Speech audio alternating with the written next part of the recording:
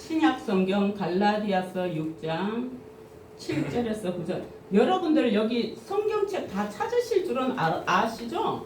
이 색인이 있거든요. 색인을 저는 지금 이게 색인이 없는 성경책이라 여기다 제가 붙여놨는데, 제가 학부를 갔는데 대학교 다닐 때 대학교 1학년에 딱 가니까 교수님이 색인 없는 걸 사래요. 근데 이건 그 책은 아니에요. 저 뒤에 아마 있을 겁니다. 없는 걸 사고 창세기부터 요한계시록까지 여러분들 어디에 찾으세요? 그러면 딱딱딱 그거 색인 없이 찾을 수 있어야 된다는 거예요. 그럼 뭘 하냐? 창세기, 출애굽기, 레위기, 신명기, 여호수아 이런 걸 다 외우라는 거죠. 그걸 다 외우라는 거죠. 그런데 이 색인이 뒤에 빨간 부분은 신약 성경이고요. 앞에 까만 부분은 구약 성경입니다. 그럼 제가 신약 성경 그러면은 빨간 부분에 가서 찾으면 되겠습니다. 갈라디아서 그러면 약자로 써져 있습니다. 갈라디아서 6장 7절에서 9절 말씀을 우리 함께 봉독하도록 하겠습니다. 시작. 스스로 속이지 말라. 하나님은 업신여김을 받지 아니하시나니 사람이 무엇으로 심든지 그대로 거두리라. 자기의 육체를 위하여 심는 자는 육체로부터 썩어질 것을 거두고 성령을 위하여 심는 자는 성령으로부터 영생을 거두리라. 우리가 선을 행하되 낙심하지 말지니 포기하지 아니하면 때가 이름에 거두리라. 아멘. 할렐루야. 살아계신 하나님 아버지 감사합니다. 오늘도 귀한 말씀을 우리에게 더하여 주시는 은혜가 있을 줄 믿고 감사합니다. 뒤에 귀한 말씀이 우리를 이끌어 주시었고 귀한 말씀에 우리의 마음의 뿌리가 박히게 하시고 귀한 말씀이 우리의 삶의 복이 되게 하시며 귀한 말씀이 우리에게 하나님 능력이 되게 하여 주시오며 귀한 말씀이 우리를 사로잡고 감동되고 감화되는 능력의 말씀이 선포되게 하여 주옵소서. 감사하며 예수님의 이름으로 기도합니다. 아멘. 오늘 말씀의 제목 시작. 때가 이름에 거두리라. 아멘. 이거는 어디 걸 사용했냐? 갈라디아서 마지막 절 9절에 보면은 때가 이름에 거두리라 맨 끝에 있죠. 이걸 가지고 제목으로 삼아 봤습니다. 여러분, 때가 이르면 거둔다는 거 농사 짓는 분들은 너무 잘 알아요. 농사를 심었다고 금방 거둬요. 씨를 뿌렸다고 금방 거둬요. 때가 돼야 돼요. 우리의 신앙도 마찬가지입니다.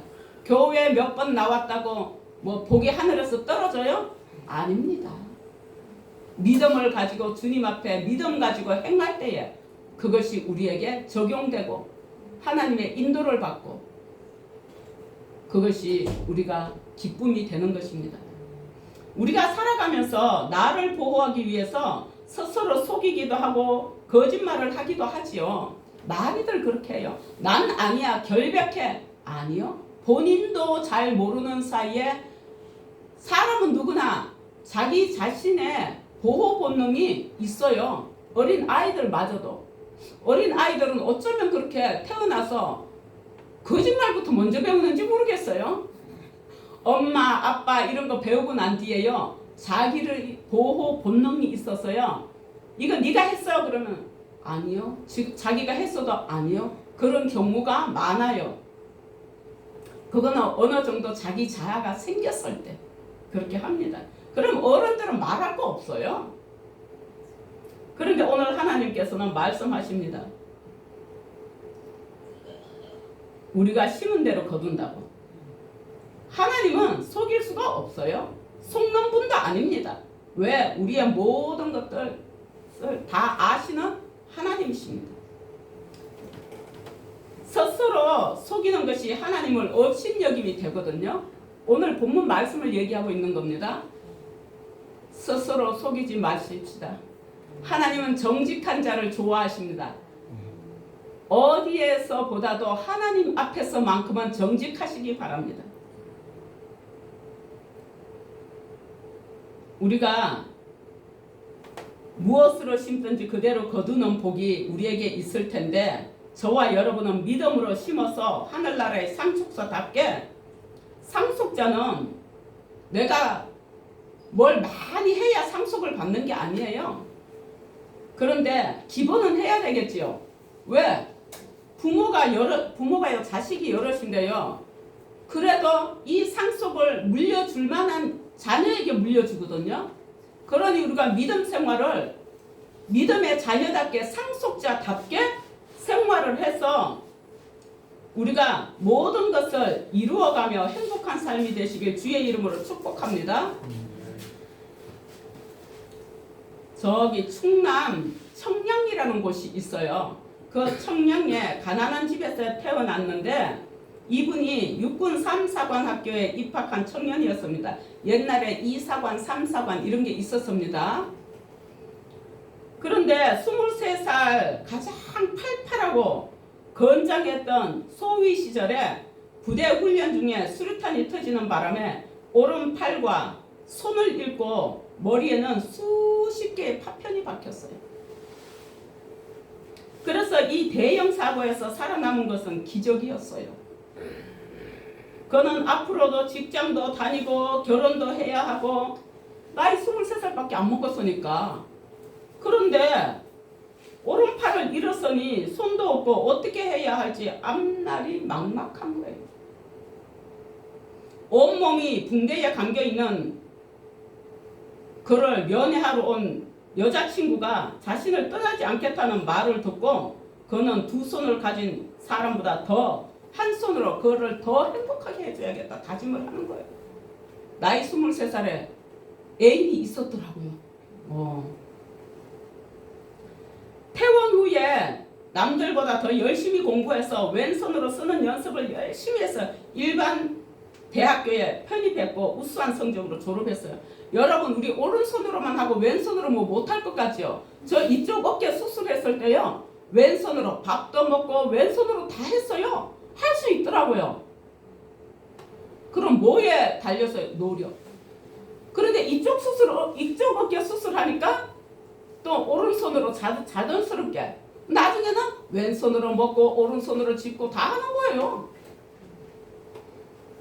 그래서 왼손으로 열심히 쓰는 연습을 해서 일반 대학교에 그것도 성적도 훌륭하게 졸업을 했대요. 훌륭한. 그런데 취업을 위한 면접을 할 때마다 오른팔이 의수라는 것 때문에 번번이 떨어지는 거예요. 한 유명 회사의 면접날 의수라는 말을 끝까지 하지 않으려다가 양심이 꺼느끼잖아요. 그러니까 했어. 하니까 말을 하자마자 면접이 중단되었어요. 그는 또다시 실망하고 사무실을 나왔어요. 그리고 전철역으로 갔어요. 근데 전철이 들어오자 자신의 몸을 그냥 거기다 전철이 들어오는 데다 던지고 싶은 충동이 막 일어나는 거예요. 그런데 그 순간 하나님의 음성이 들렸다고 합니다. 아까 면접을 본 회사로 다시 찾아갔대요. 하나님의 음성이 들려서.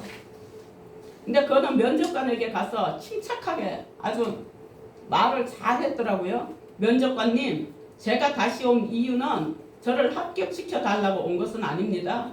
그러나 앞으로 저와 같이 군대에서 사고를 당한 사람들에게 이런 대접은 하지 말아 주시길 부탁드립니다. 저는 나라를 위해서 훈련받다가 사고를 당했고 자랑스럽게 생각하며 살았습니다. 그런데 면접관님은 오늘 저를 부끄럽게 만드셨습니다. 글씨는 한 손으로 쓰고 일은 머리로 합니다. 꼭 양손이 있어야 하는 것은 아닌데 왜 의수를 했다고 면접할 기회도 안 주시는 거예요. 국가유공자를 우대해 주기는 그냥 이렇게 차별 대우해도 되는 겁니까? 얘기를 했어요. 그리고 집에 돌아왔어요. 며칠 후 결국 합격 통지서를 받았습니다. 그는 현재 마케팅에 살아있는 전설이라는 그 수호가 붙어 있어요.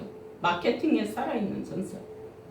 이름 앞에 우리가 왜 이런 게 붙잖아요. 이런 게 붙어 있어요. 그렇게 불리면서 유명한 기업의 마케팅 임원으로 일하는데 이 사람이 쓴 책들이 있어요. 모티베이터 알아요? 민균 씨? 몰라요? 건성. 그것도 같은 운명 다른 태도. 이런 책을 써서 많은 강연과 방송 출연으로 감동을 주고 있거든요. 지금 현재. 그냥 이름을 언급 안 하려다 해요. 조서반이라는 사장님입니다. 기업 대표예요. 그는 어려움 속에서도 모든 것은 된다는 긍정적인 마음가짐과 새로운 관점으로 발전을 이뤄냈다고 강조하고 있습니다. 이것은 어디서 오느냐? 하나님을 믿는 믿음에서 오는 것입니다. 여러분, 우리가 믿음으로 살지 못한 것은 예수님의 이름으로 회개해야 합니다. 회개를 하면 주님은 우리의 죄를 덮어주시고 생각지도 아니하시며 우리를 승리의 자리로 인도해 주실 것입니다. 잠언 24장 16절에 대저 어인은 7번 넘어질지라도 다시 일어나려니와 악인은 재앙으로 말미암아 엎드러지느니라. 7번 넘어질지라도 다시 일어난다. 어인은 어떤 자? 어인이 예수 믿는 자. 하나님은 그 인내를 보시고 그 믿음을 보시고 복에 복을 더하시는데 7번 넘어지더라도 그러니까 누구요? 배달의 민족이 6번까지도 하면 안 되고 아유 담임 목사님조차도 신방 가면서 이제 그만하고 다른 거 하지 그럴 정도로 직장을 가든지. 근데 7번째 저렇게 성공을 한 거예요. 배달의 민족. 근데 사업을 할 때마다 처음에 시작할 때 우리가 예수 믿는 사람들 이사를 하면은 집을 다 정리하기 전에 이사를 딱 옮겨놓고는 거기서 하나님 앞에 예배부터 드리거든요. 이 가정의 형통을 위해서. 근데 그 사업도 마찬가지예요. 사업을 딱 시작하면서 예배부터 드리는 거예요. 담임 목사님을 위해서 모셔다가, 위해서가 아니라 담임 목사님을 모셔다가 하는데 이게 한두 번 가야 말이지. 근데 7번째 배달의 민족이라는 대단한 성공률이 있었습니다. 이렇게 세상 만사는 마음가짐에 달려있는 거예요. 같은 사건을 두고 원망과 불평, 실망과 좌절, 포기 등 부정적 마음을 가질 수도 있고 또는 도전과 용기, 감사, 그럼에도 불구하고 할 수 있다는 긍정적 마음을 가질 수도 있습니다. 사람은 항상 두 가지의 분류가 있거든요. 불평하는 것도 습관이고요. 감사하는 것도 습관입니다. 그럼 우리는 어떤 습관을 가져야 할까요? 불평하는 사람은 언제나 불평을 하고 감사하는 사람은 언제나 감사하는 거예요. 이게 습관인 거예요. 우리에게는 문제를 보는 두 개의 눈도 있어요. 부정적으로 바라보는 눈과 긍정적으로 바라보는 눈입니다. 부정적으로 바라보는 눈은 문제를 피해야 할 것으로 인식해요. 그리고는 문제가 없는 삶을 살려고 합니다. 문제를 피해서 도망가게 됩니다.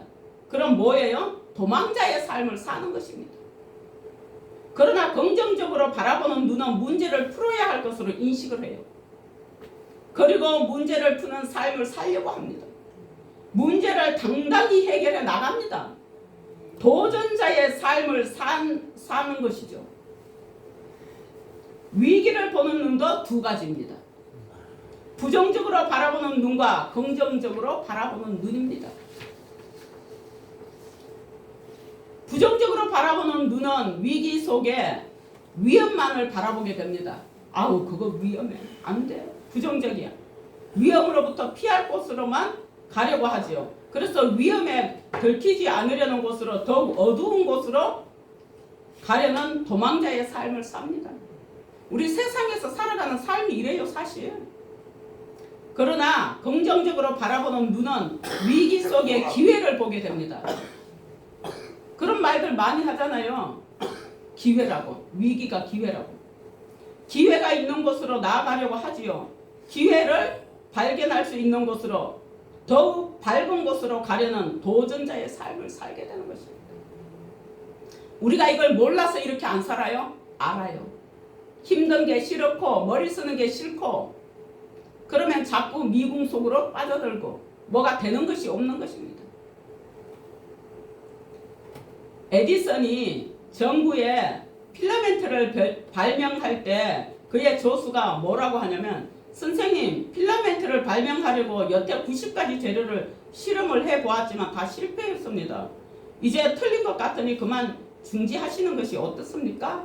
라고 말을 할 때 이 에디슨이 뭐라고 대답을 하느냐. 자네는 그것을 실패로 생각하니? 우리들은 실패한 것이 아니고 안 되는 재료가 무엇인가를 90가지나 알아낸 아주 성공적인 실험을 해온 것이라네. 완전 반대죠.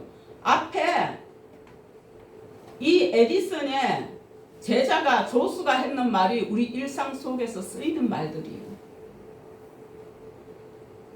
우리는 에디슨과 같은 삶을, 긍정의 삶을, 생각을 가지고 살아야 할 것입니다. 여러분, 두 팔이 없고 한쪽 다리마저 짧은 장미야 마리아의 이야기입니다. 그 책이 있는데요, 제가 사진을 해서 여기다 올리려다가 그냥 왔거든요. 세계적인 베스트셀러를 기록하기도 한 그녀의 아름다운 인생을 소유한 그런 적극적인 사람입니다. 이 레나 마리아에게 한 기자가 물어봐요. 팔 다리가 없어서 불편한 점은 없어요? 라고 물어요. 그녀는 불편한 점은 없고 좋은 점이 있는데요, 반지나 장갑을 잃어버릴 염려가 없어서 좋답니다. 이렇게 말을 해요. 여러분들, 다리가 한쪽은 정상인데 한쪽은 엄청 짧아요. 이 무릎 위에 올라올 정도로 짧고 두 팔이 다 없어요. 손도 없고. 그런데 하는 말이 다리와 팔이 없어서 불편하지 않냐니까요. 아니라잖아요. 반지와 장갑을 잃어버릴 일이 없어서 좋대요. 그런데 옆에서 일반 사람이 있다면 뭐라 그럴까요? 저 미친 것 아니야? 상식적으로 납득이 안 되죠. 그런데 그는 살아있는 자체가 감사한 거예요. 하나님을 믿는 믿음과 전능하신 하나님을 아버지로 부르는 특권은 우리 인생의 관점과 가치관, 그 관점의 차이를 가져오는데요. 오늘 이 레나 마리아가, 그녀는 자신의 모든 인생은 하나님으로부터 시작됐다는 거예요. 그것은 너무나 아름다운 것이고 하나님이 자신을 사랑하시기에 그 어떤 것도 두렵지 않다고 고백합니다. 이사야서 12장 2절에서 3절 보면, 보라, 하나님은 나의 구원이시라. 저와 여러분의 구원이십니다. 내가 신뢰하고 두려움이 없으리니 주 여호와는 나의 힘이시며 나의 노래시며 나의 구원이심이라. 그러므로 너희가 기쁨으로 구원의 우물에서 물을 기르리로다. 구원의 우물이 뭐냐? 말씀입니다. 물이 무엇이냐? 말씀입니다. 길은 무슨 길이냐? 말씀을 믿고 나아가는 길입니다. 보라, 하나님은 나의 구원이시다. 구원은, 천국 가는 영혼의 구원이 있습니다. 건강의 구원도 있습니다. 물질의 구원도 있습니다. 우리가 인생 살아가는데 직장과 사업과 자녀와 모든 생활의 구원이 있습니다. 이러면 우리가 일을 너무 하는데 너무 안 될 때, 야, 너 덕에 이거 했다. 네가 내 구원자다. 그러잖아요. 아이, 구원은 또 어디 그런 데다 갖다가 잘 써먹는지.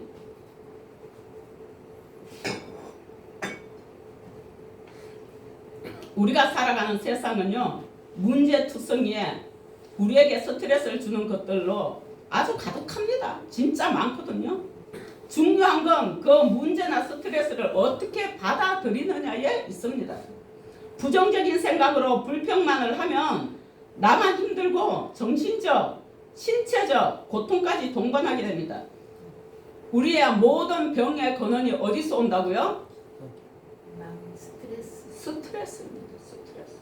우울증 어디서 와요? 스트레스. 암이 어디서 와요? 스트레스. 문제나 스트레스를 전화 위복의 시간으로 만들어가는 우리가 되었으면 좋겠고요.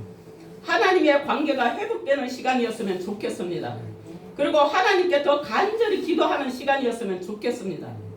저와 여러분, 우리의 고집을 꺾어주시고 주님의 음성을 듣는 그런 시간으로 삼으면 주님은 반드시 광야에 새 길을 내시며 사막의 강을 열어주실 것입니다. 사막의 강이 어디 있습니까? 그러나 능력이 무한하신 주님은 다 가능하십니다. 빌립보서 4장 9절을 보면 너희는 내게 배우고 받고 듣고 본 바를 생각하라. 그리하면 평강의 하나님이 너희와 함께 계시리라. 평강이라는 것은요, 그 어떤 것도 나에게 해가 되는 것이 없습니다. 그것을 누가 해준다고요? 주님께서 함께 하시면. 우리들은 성도라면은 지금 읽은 말씀대로 주님의 말씀을 듣고 받고 본 것을 행동으로 나아가야 하는데요. 그게 쉽지는 않습니다. 그러나 노력하는 우리가 되어야 할 것입니다. 주님이 네가 그렇게 노력하냐? 그 상황에서 아이고 이쁘다 내 아들아, 아이고 이쁘다 내 딸아, 네가 그렇게 노력하는데 너 이것도 필요하잖아, 너 이것도 필요하잖아, 네가 구하지는 않았지만 내가 너한테 필요한 것을 아니 이것도 주마. 더하여 주시는 은혜가 우리에게 있기를 바랍니다. 지금의 어려움과 형편을 주님이 너무나도 잘 알고 계시거든요. 그러므로 불쌍히 여겨 달라고, 모든 것을 주관해 달라고, 주님께서 새로운 가능성과 문을 열어주시고 다시 일어설 수 있도록 힘을 달라고 우리는 기도해야 합니다.